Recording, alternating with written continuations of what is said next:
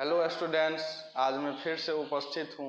आप लोगों को आज सेकेंड क्लास है, तो आइए आज वास्तविक संख्या के सेकेंड क्लास में हम कुछ और हार्ड क्वेश्चन देखते हैं और इसका प्रॉब्लम सॉल्व करते हैं। देखिए, ये क्वेश्चन दिया गया है, ध्यान से देखिएगा। यदि 65 और 117 के HCF को 65m - 117 के रूप में व्यक्त किया जा सके तो m का मान है कौन सा होगा। 65 और 117 के HCF को 65 और 117 के HCF को निकालेंगे। 65 और 117 के HCF को अगर 65m - 117 के रूप में व्यक्त किया जा सके तो m का मान क्या होगा। तो आइए हम इसका देखते हैं सॉल्यूशन। यहाँ लिखते हैं हम 65 117 65m - 117, इसको मिटाते हैं। ऑप्शन है आपका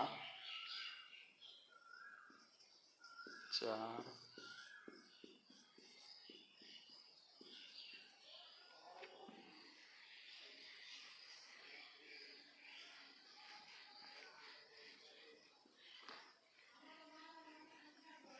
इधर ध्यान से देखिएगा। सॉल्यूशन जो दिया है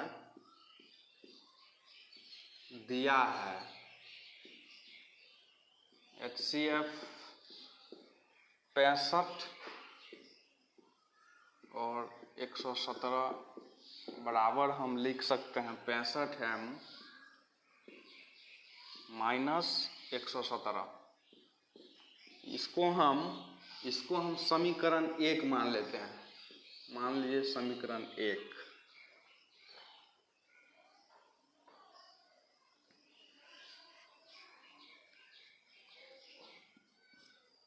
समीकरण 1 हुआ। अब HCF जो है 65 और 117 का निकालेंगे। तो HCF कैसे निकाला जाता है वो हम लोग कल के क्लास में देखे थे। देखिए एक बार फिर से, चरण वाइज लिखते हैं। इसमें चरण 1 किस में 65 और 117 का पहले हम HCF निकालेंगे। चरण 1 65 और 117 का 117 में यूक्लिड विभाजन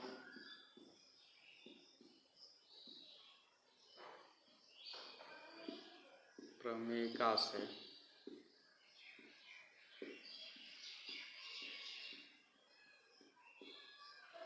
पैंसठ और 117 में यूक्लिड विभाजन प्रमेयिका से ये चरण 1 लिखने के बाद हम जो है यहाँ इसका रूल लिखेंगे। तो रूल जो इसका होता है वो होता है भाज्य बराबर भाजक गुने भागफल प्लस शेषफल। अब ये रूल पे हम बैठाएंगे। तो भाज्य जो है बड़ा वाला लेंगे या छोटा वाला लेंगे। भाज्य हमेशा बड़ा वाला होता है। तो भाज्य जो है इसमें बड़ा कौन है, 65 और 117 में कौन बड़ा है, 117 बड़ा है। तो 117 लिखेंगे, बराबर देंगे भाजक 65। अब भागफल कितना लिखेंगे। तो भागफल लिखने के लिए हमको 65 से 117 में भाग देना पड़ेगा। तो यहाँ भाग देते हैं 65 और 100। अब 65 दूना जो हो जाएगा ज़्यादा हो जाएगा, तो एक मर्तबे लिखेंगे।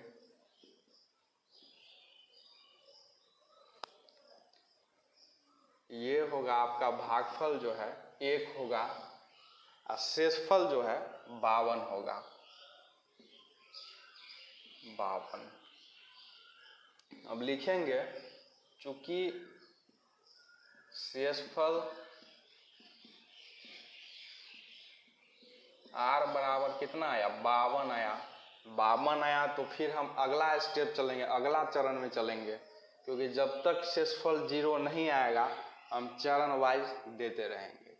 तो आइए 52, जो कि 0 के बराबर नहीं है 52, इसीलिए अतः फिर से जो है हम चरण 2 में चलेंगे।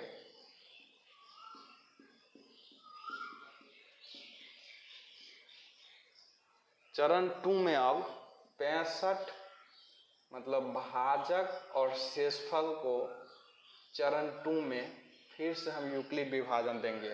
तो आइए 65 और 52 में यूक्लिड विभाजन प्रमेयिका से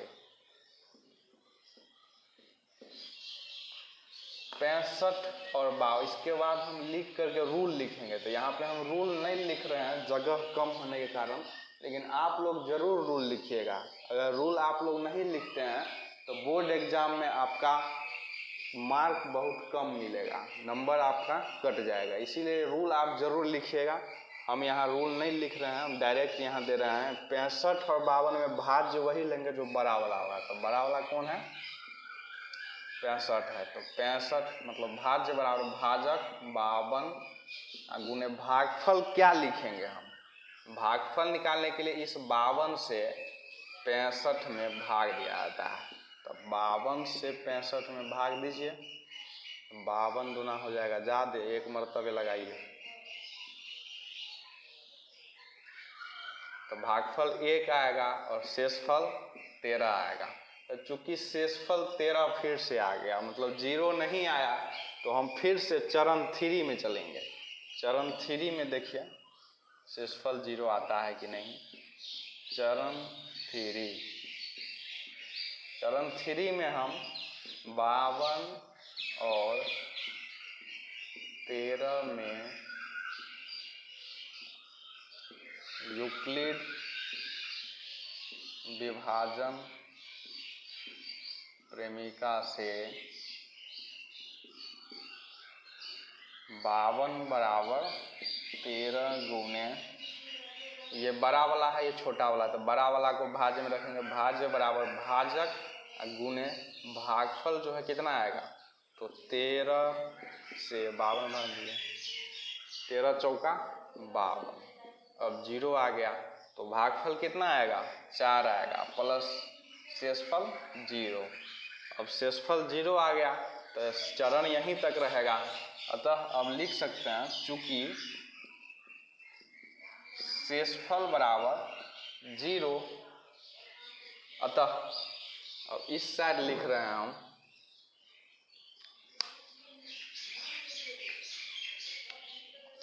शेषफल बराबर कितना आया? शेषफल 0 आ गया तो हमारा HCF कितना होगा? 13 होगा। तो लास्ट वाला चरण में जो भाजक होगा और शेषफल अगर 0 आएगा तो वही चरण वाला जो है भाजक कहलाता है HCF।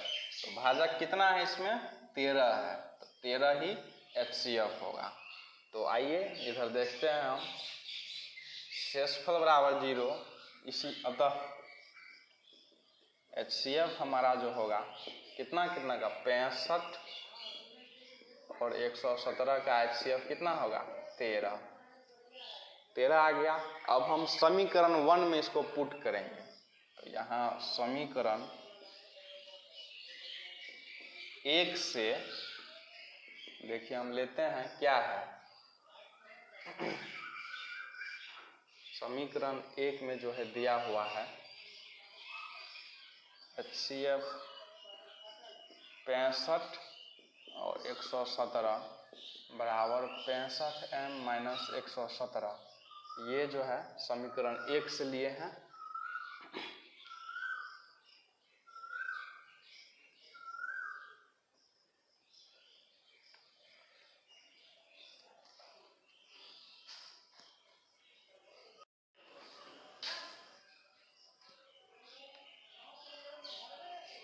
देखिए शेषफल 0 आया, शेषफल 0 जब ही आया तो जो ये लास्ट का भाजक जो होगा वही हमारा HCF होगा। तो यहाँ लिखेंगे हम, अतः HCF कितना का? HCF 65 और 117 का जो है कितना होगा 13, ये 13 HCF है, 13 HCF हुआ। अब हम समीकरण 1 में इसको पुट करेंगे, तो यहाँ देखिए समीकरण 1 से लीजिए,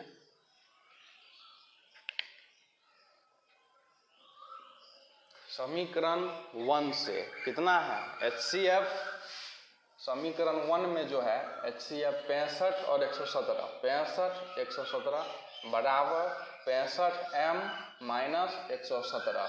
तो 65 और 117 के जगह पे हम क्या लिखेंगे, 65 और 117 का HCF कितना आया है 13, इसके जगह हम क्या लिख सकते हैं, इसके जगह हम 13 लिख सकते हैं, इसके जगह हम 13 लिख सकते हैं। तो 13 बराबर इतना हो जाएगा। तो समीकरण 1 से देखिए 65 हम, अब बराबर मतलब उस बगल का इस बगल लीजिए चाहे इस बगल, बराबरे होता है। तो 13 बराबर ये हो गया, तो हम लिखते हैं समीकरण 1 से इसका बराबर इसका, देखिए 65m माइनस 117 बराबर क्या लिख सकते हैं 13। देखिए 65m माइनस 117 अब बराबर 13 लिख सकते हैं। इतना का HCF कितना आया है 13, तो इतना के जगह हम क्या लिख सकते हैं 13 लिख सकते हैं। तो यहाँ 13 लिख देंगे हम, ठीक है यहाँ तक। अब इसको हम सॉल्व करेंगे। देखिए 65m अब बड़ा, ये जो 117 है माइनस 117 वो इस बगल जाएगा तो प्लस 117 हो जाएगा, प्लस 117 हो जाएगा। तो ये देखिए 65m ये वाला जो लिए हम अब बराबर देंगे 13 का 13 उतारेंगे, प्लस इसको इस बगल रखेंगे तो 117, ये माइनस जो है प्लस में हो जाएगा, माइनस इस बगल जाएगा बराबर के इस साइड को प्लस। अब इसको हम जोड़ेंगे, अब जो है 65m बराबर 13 और 117, तो जोड़ते हैं 7 3 10 के 0 हासिल 1, 1 और 1 2 हासिल 1 3, ये 130 हुआ। कितना हुआ 130। 65m बराबर 130। अब m का मान निकालना है, किसका मान निकालना है m का, क्वेश्चन में m का मान निकालना था। तो देखिए m बराबर ये 130 और बट्टा में इसको दे देंगे, ये जो है जाएगा इस बगल तो बट्टा में जाएगा नीचे 65, तो 65 दूना कितना होता है 130 होता है। तो m बराबर कितना होगा, m बराबर 2, m का मान कितना आया 2 आया, m बराबर 2। इसका आंसर क्या होगा इसमें m बराबर 2, बी ऑप्शन सही होगा, बी ऑप्शन सही होगा। इसमें ऑप्शन था बी में था 2 नंबर, इसका आंसर 2 होगा, ये बी ऑप्शन सही होगा। समझने में अगर किसी को कोई दिक्कत आया हो तो आप कमेंट में जरूर लिखिए। देखिए आगे देखते हैं। ये क्वेश्चन एक देखिए जो आपको बताए थे हम शुरू में ही, संख्याओं के जो चर्चा किए थे संख्याओं पे, उसी से रिलेटेड है। √3 बट्टा √2 निम्न में से कौन सी संख्या है, पूर्णांक है या परिमेय है या अपरिमेय है। हम आपको ये सारा चीज बताए थे, पूर्णांक, परिमेय और अपरिमेय, और डी ऑप्शन इसका मान लीजिए इनमें से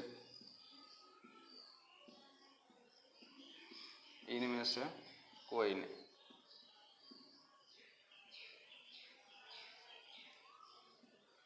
इनमें से कोई नहीं, डी ऑप्शन है मान लीजिए। तो इसका कौन आंसर होगा बताइए। इसका जो आंसर होगा वो √3, इधर देखिए साइड में हम लोग समझते हैं। √3 जो है एक अपरिमेय संख्या है। क्या है,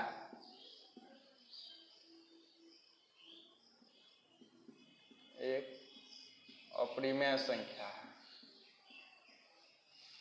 और √2 क्या है, √2 भी एक अपरिमेय संख्या है। तो √3 और √2 आई बट्टा है, तो √2 और √3 मतलब अपरिमेय संख्या से अपरिमेय संख्या में अगर भाग देंगे हम तो उसको क्या आएगा, उसमें अपरिमेय संख्या ही आएगा। √2 √3 अपरिमेय संख्या है और अपरिमेय संख्या से अपरिमेय संख्या में भाग देंगे हम तो आंसर अपरिमेय ही आएगा। और इसको जोड़ेंगे भी अगर √2 को √3 को जोड़ेंगे भी अगर तो हमारा आंसर अपरिमेय ही आएगा, अपरिमेय ही आएगा। ये बात ध्यान दीजिएगा कि √3 √2 एक अपरिमेय संख्या है जो आगे हम लोग सिद्ध भी करेंगे। और एक अपरिमेय संख्या से दूसरे अपरिमेय संख्या में भाग देने पर अपरिमेय ही आएगा और जोड़ने पर भी अपरिमेय ही आएगा। तो इसका कौन आंसर होगा? अपरिमेय ही आंसर होगा। इसका आंसर अपरिमेय होगा।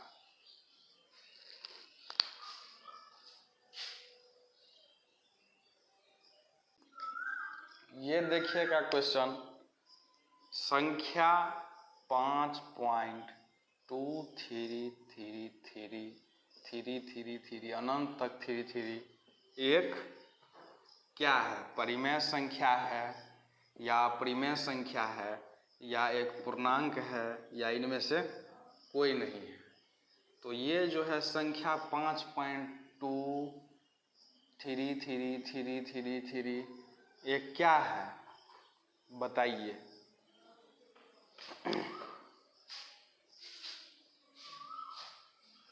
देखिए इसको हम देखते हैं 5.233333 ऐसे करके ये है, मतलब रिपीट है। इसको हम लिख सकते हैं 5.23 का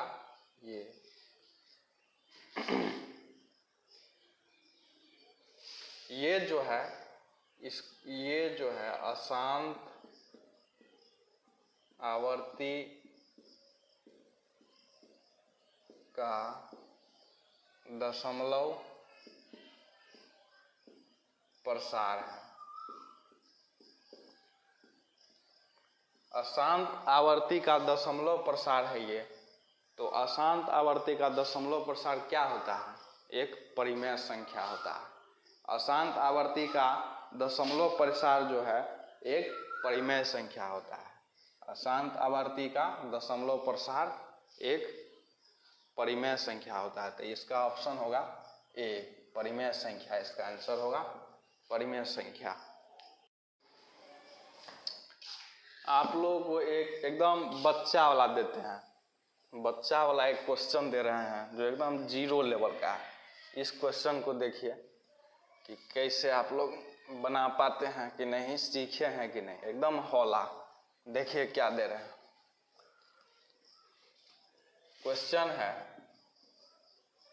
4 एवं 5 का महत्तम समावर्तक मतलब कि HCF क्या होगा बताइए। बनाइए तो आप लोग।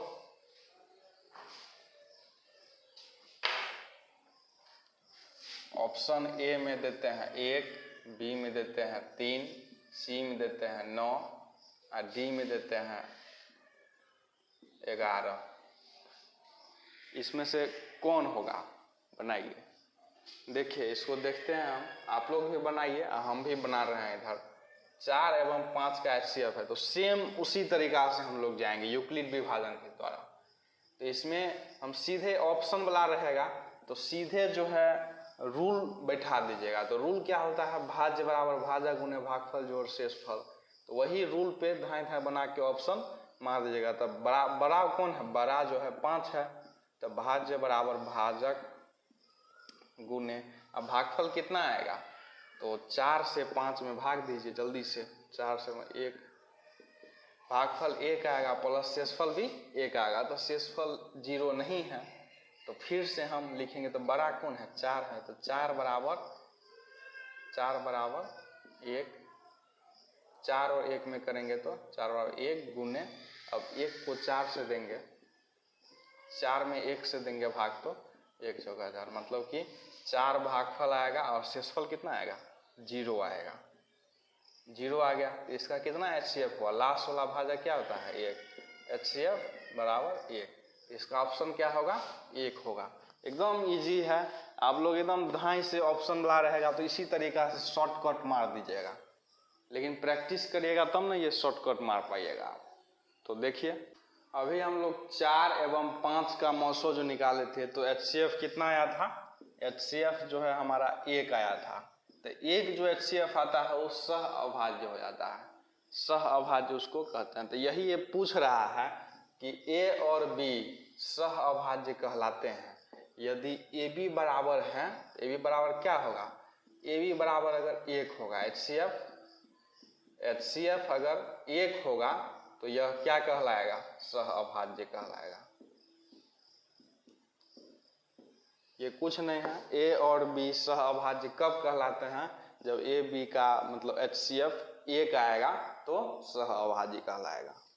आगे हम देखते हैं अभाज्य गुणनखंड विधि से HCF एवं LCM निकालना। तो हेडिंग दीजिए HCF अभाज्य गुणनखंड विधि दीजिए, अभाज्य गुणनखंड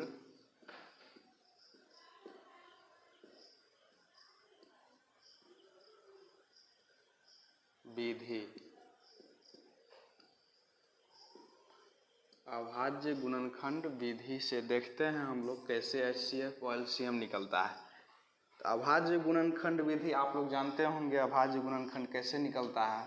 गुणनखंड मान लीजिए कि ये 18 है, 18 का गुणनखंड क्या होगा, तो 18 का गुणनखंड निकालने के लिए इस प्रकार से निकालते हैं। जैसे कि देखिए 18 है तो इसको ऐसे घेरा देते हैं, इसमें सबसे कम सबसे छोटा से भाग लगाएंगे। पहले 2 से लगाएंगे, 2 नमा 18, फिर ऐसे करेंगे हम, फिर 2 से लगेगा, 2 से नहीं लगेगा तो 3 से लगाएंगे, छोटा से पहले लगाएंगे।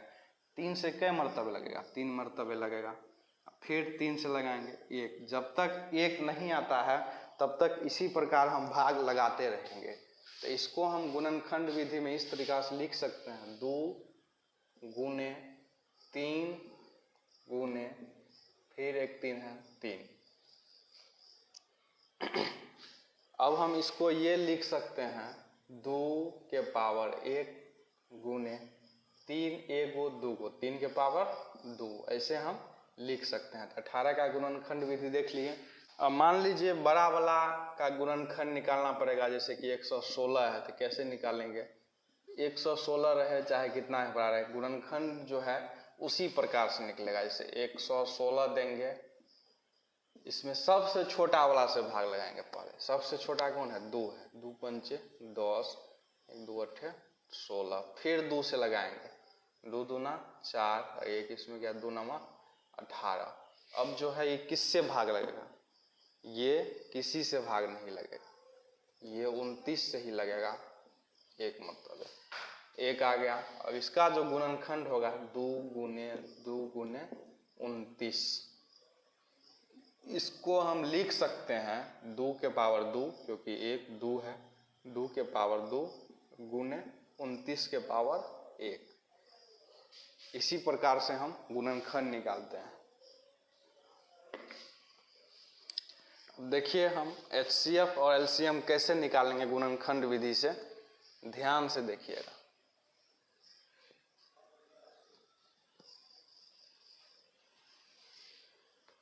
देखिए क्वेश्चन है 6 और 20 का HCF और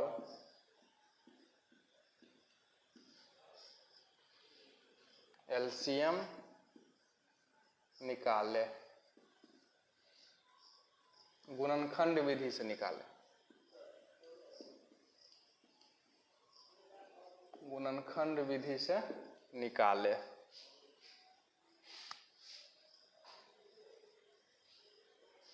इधर देखेंगे हम लोग 6 और 20 है, तो 6 का निकालेंगे पहले हम,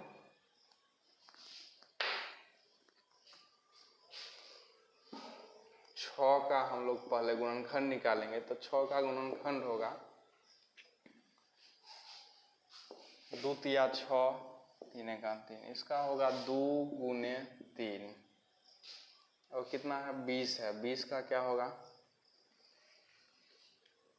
20 का जो होगा 2 10 5 5, इसका होगा 2 गुने 2 गुने 5। अब जो इसका HCF होगा, हम लोग HCF ध्यान दीजिएगा थोड़ा सा, ये जो है इसको हम लिख सकते हैं 2 का पावर 2 गुने 5 का पावर 1, 2 के पावर 1 और 3 के पावर 1 है। HCF में हम लोग देखेंगे कॉमन वाला चीज, ठीक है। कॉमन क्या है यहाँ समझिए, ये दोनों में जो जोड़ा रहेगा,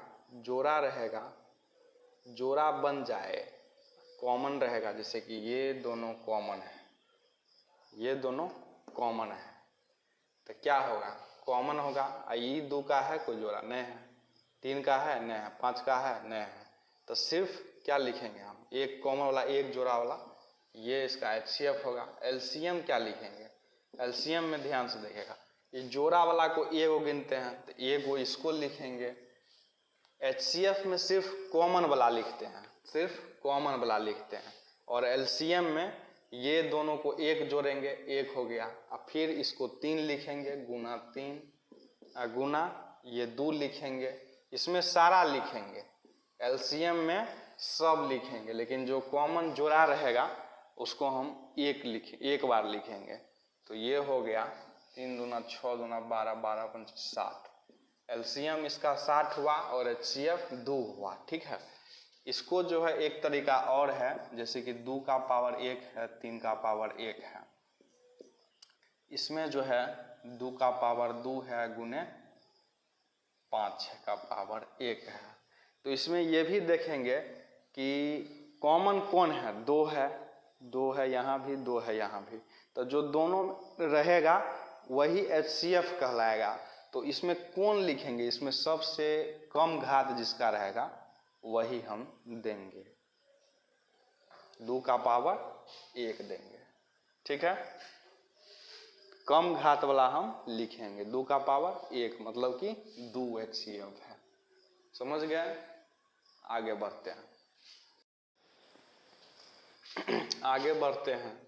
मान लीजिए यहाँ 6 और 20 का HCF और LCM निकालना था, ये थोड़ा सा छोटा था, बड़ा रहेगा, देखते हैं 96 मान लीजिए, यहाँ 6 है, यहाँ 96, और यहाँ मान लीजिए 404 का HCF और LCM गुणनखंड विधि द्वारा निकालिए। तो कैसे निकालेंगे, उसी प्रकार से निकालेंगे, इसमें भी बड़ा रहे छोटा रहे कुछ भी रहे। तो 96 है, 96 का गुणनखंड लिखेंगे पहले। गुणनखंड इसका जो होगा 2 चौका 8, एक इसमें गया 2 अट्ठे 16, 2 दूना 4, 2 चौका 8, 2 का 2 दूना 4, 2 छक 12, 2 तिया 6। इसका जो 96 का गुणनखंड होगा 2 गुने 2 गुने 2, 3 4 5 गुण 1 2 3 4 5 अब 3 1, ये इसका गुणनखंड हुआ, जैसे कि 2 का पावर 5, 2 का पावर 5 गुने 3 का पावर 1। अब 404 का गुणनखंड देखिए, 404 का गुणनखंड जो होगा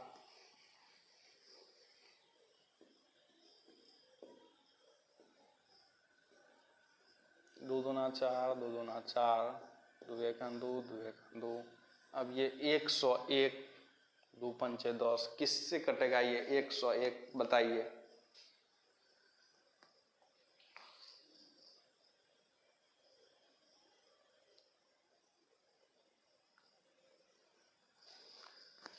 ये 101 किसी भी संख्या से नहीं कटेगा, ये 101 से ही कटेगा, तो इसीलिए 1 आ गया। यहाँ पे देखते हैं 2 गुने 2 गुने 101, इसको लिख सकते हैं हम 2 के पावर 2 गुने 101 के पावर 1। अब इसका HCF क्या होगा? तो HCF हम बोल दिए हैं कॉमन वाला होता है। HCF इसमें क्या है? 2 है,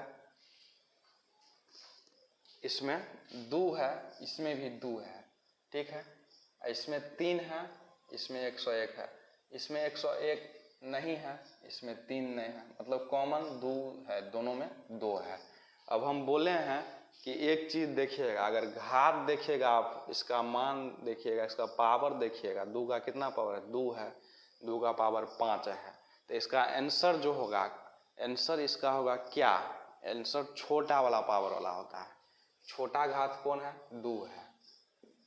HCF बराबर 2 के पावर 2, मतलब क्या हो गया? 4 हो गया। HCF कितना होगा? 4 होगा। अब ऐसे भी आप जोड़ा लगा के देख सकते हैं।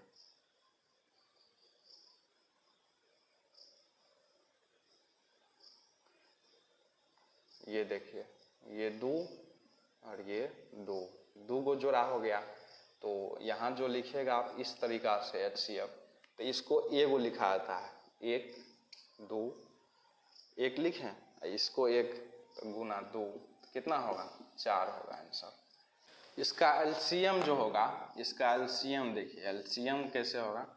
ये दोनों कॉमन है, ये भी कॉमन है, तो इसको एक ही बार लिखेंगे, इसको एक ही बार। तो एक बार ये 2 और एक बार ये 2, उसके बाद सारा उतार देंगे हम। LCM में सारा उतारेंगे, HCF में सिर्फ ये होता है। HCF में कॉमन वाला हो गया, मतलब 1 2 और ये एक कॉमन ये है 2, तो आंसर कितना होगा? 4।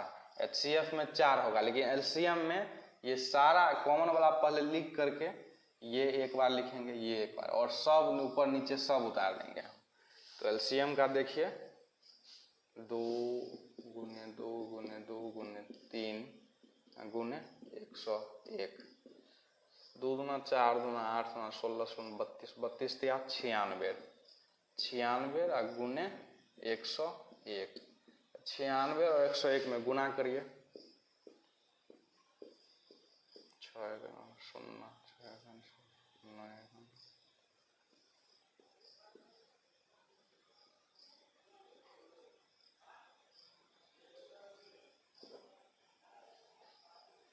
96 और 101 में गुना करने पर आता है 9696 LCM। तो LCM कितना होगा? 9696। एक इसमें और देख लीजिए, एक एकदम हौला वाला देखिए आप, जिससे आपका कंसेप्ट क्लियर हो जाएगा। मान लीजिए 12 और 15 को, 15 का HCF और LCM निकालना है गुणनखंड विधि के द्वारा। तो हम लिखेंगे यहाँ 12 का गुणनखंड, 12 का गुणनखंड क्या होगा? तो 12, 2 6 12, 2 तिया 6, 2 गुने 2 गुने 3, ये 12 का गुणनखंड होगा। और 15 का गुणनखंड देखिए, 5 तिया 15, 15 का होगा 5 गुने 3। अब इसका HCF LCM देखिए कैसे निकले, एकदम आसान तरीका है पूरा। इसको हम लिख सकते हैं 2 का पावर 2 गुने 3 का पावर 1, इसको हम लिख सकते हैं 5 का पावर 1 और 3 के पावर 1। HCF निकालने के लिए इसको हम देखेंगे कि दोनों में कॉमन कौन है। दोनों में कॉमन कौन है? 3 है, 3 है। अब इसका देखेंगे हम कि दोनों का घात किसका कम है, दोनों में से किसका कम घात है। ये दोनों 3 में से दोनों का बराबरे है। अगर कम रहता है इसका, ज़्यादा रहता है इसका, तो इसको लेते हैं, कम वाला को लेंगे। लेकिन दोनों बराबर है तो कोई भी ले लीजिए, 3 का पावर 1 बराबर 3, 3 इसका HCF होगा। और LCM के लिए देखिए, LCM के लिए हम देखेंगे कि जो कॉमन रहता है उसको एक बार लिखते हैं, कॉमन को हम एक बार लिखते हैं। तो ये 3 कॉमन है, तो एक बार लिखेंगे LCM, इसको हम एक बार लिखेंगे, एक बार लिख दिए 3, गुने जितना ऊपर नीचे है सब उतार देना है, 5 गुने 2 गुने 2, 5 या 15 दूना 30 दूना 60 LCM। इसका एलसीएम 60 होगा। अब इधर देखिए अगला क्वेश्चन, ये गुणनखंड विधि पर ही एक क्वेश्चन देखिए आप लोग।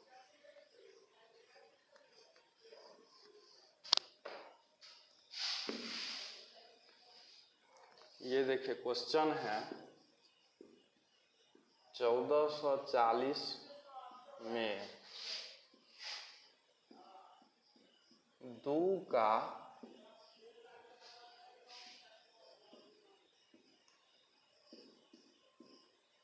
अधिकतम घात क्या है?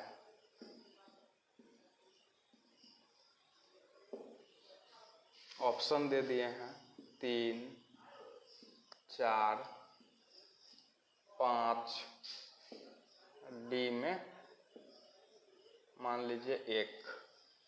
इसको कैसे निकालेंगे? 1440 में 2 का अधिकतम घात क्या है? मतलब 2 का अधिकतम घात, मतलब 2 का कितना ज़्यादा से ज़्यादा पावर है 2 में। तो 1440 का गुणनखंड निकालेंगे हम।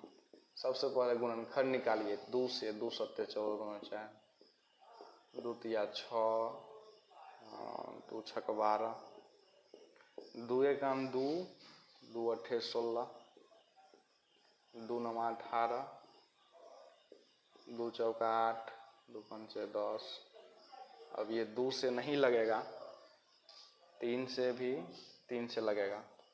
3 एकम 3, 3 पंचे 15, 3 पंचे 15। अब ये 5 से लगेगा।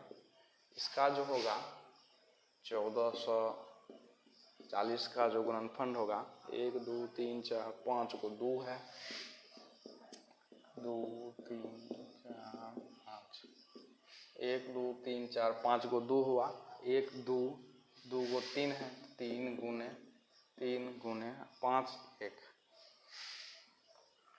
अब ये पूछ रहा है 1440 में 2 का अधिकतम घात। 2 के पावर कितना है? 5 हो गया, 3 के पावर 2 हो गया, 5 के पावर 1 हो गया।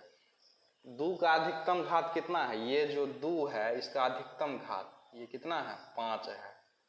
5 अधिकतम घात 5 है, तो इसका ऑप्शन होगा 5, ये सही होगा। आगे देखिएगा HCF और LCM में संबंध क्या है। देखिए HCF हेडिंग दीजिए, HCF और LCM में संबंध।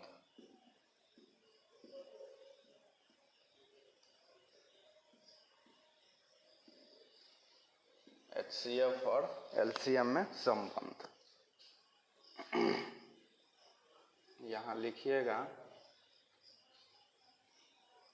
यदि A और B दो धनात्मक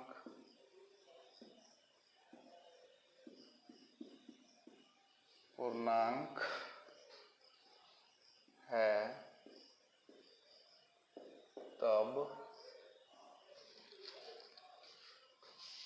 तब जो है HCF AB गुने LCM AB बराबर होता है A गुना B के। ये एक पॉइंट है।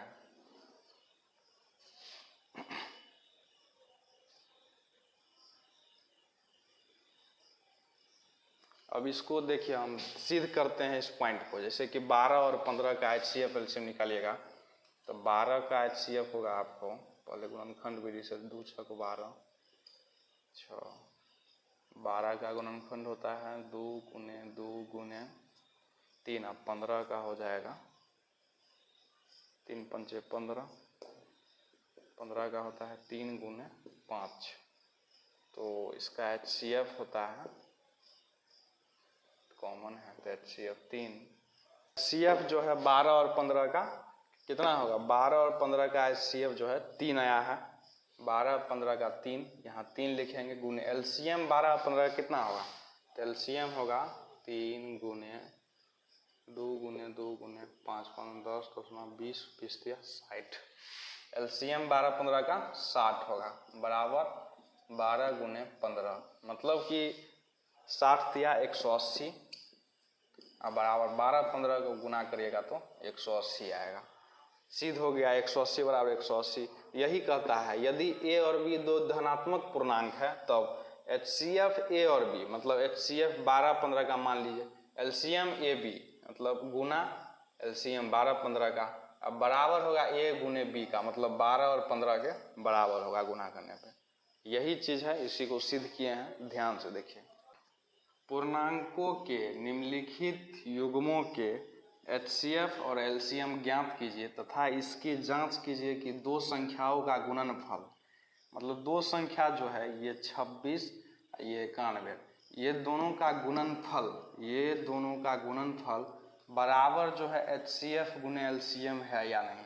पहले हम ये दोनों संख्याओं का HCF निकालेंगे फिर LCM निकालेंगे, HCF और LCM को गुना कर देंगे, HCF LCM का गुना जो होगा जो ये दोनों संख्याओं के गुणनफल का बराबर आना चाहिए, यही ये क्वेश्चन कह रहा है। तो हम निकालते हैं HCF और LCM, आप लोग सीखे होंगे HCF और LCM निकालना, कितना आसान है HCF और LCM निकालना।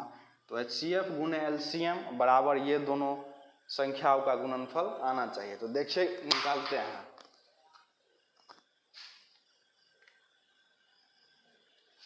26 और 91, 26 का जो इस साइड हम निकालते हैं 26 बराबर, इसका HCF निकालते हैं हम, पहले मिटा देते हैं इसको, जगह कम है।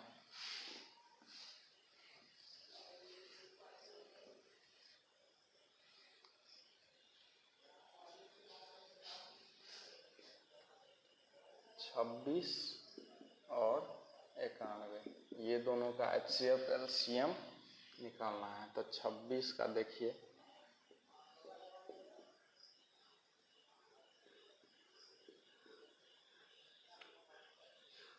छब्बीस को होगा 2 गुने 13, 91 का होगा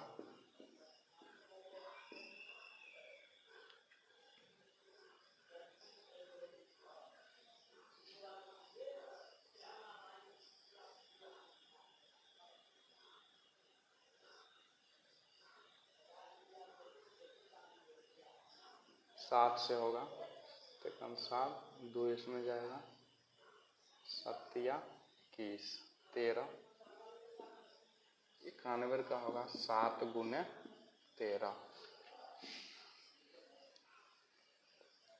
अब देखिए इसमें कॉमन कौन है, 13 है। अब इसको हम लिख सकते हैं 2 के पावर 1 गुने 13 के पावर 1, अब इसको भी लिख सकते हैं 7 का पावर 1 गुने 13 का पावर 1। तो HCF जो है इसका कितना हो जाएगा, 26 और 91 का HCF होगा कितना, कॉमन कौन है, 13 है, दोनों का पावर सेम है 13। 26 और 91 का HCF हो जाएगा 13, और 26 और 91 का LCM देखिए, 26 और 91 का LCM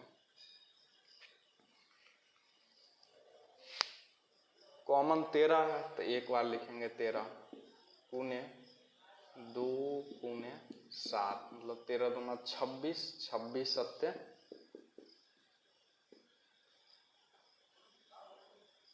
182 होता है। तो LCM इसका होगा 26 और 91 का LCM 182 होगा। अब यही वह कह रहा था कि दोनों संख्याओं का गुणनफल मतलब 26 और 91 का गुणनफल बराबर आना चाहिए HCF और LCM के। तो HCF कितना है, 13 है, LCM कितना है, 182 है। तो ये बराबर ये रहना चाहिए, संख्याओं का गुणनफल अब बराबर HCF और LCM का गुणनफल। ये जो क्वेश्चन जो बोल रहा था, ये 2691 का जो गुणनफल है HCF और LCM के गुणनफल, HCF और गुणनफल के HCF गुने LCM ये दोनों को बराबर होगा।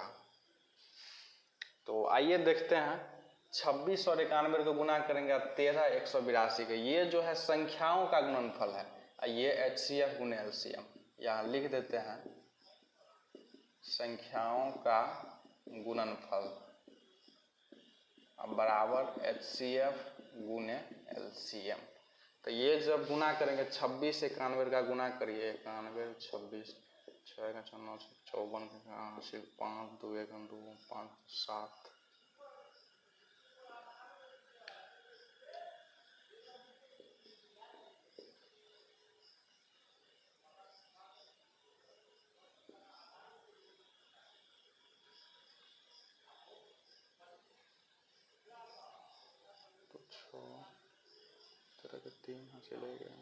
2366, ये होता है 2366।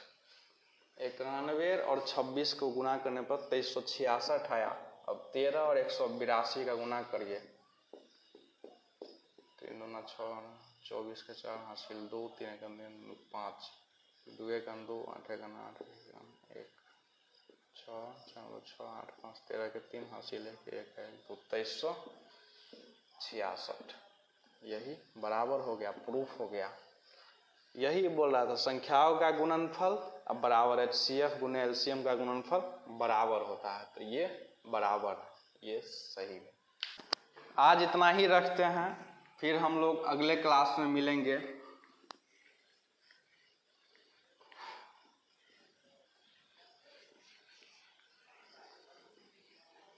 अगले क्लास में हम इससे भी हार्ड क्वेश्चन देखेंगे और उसको एकदम सरल तरीका से बनाने का विधि सब बताएंगे। इतना ही रखते हैं। जय हिंद।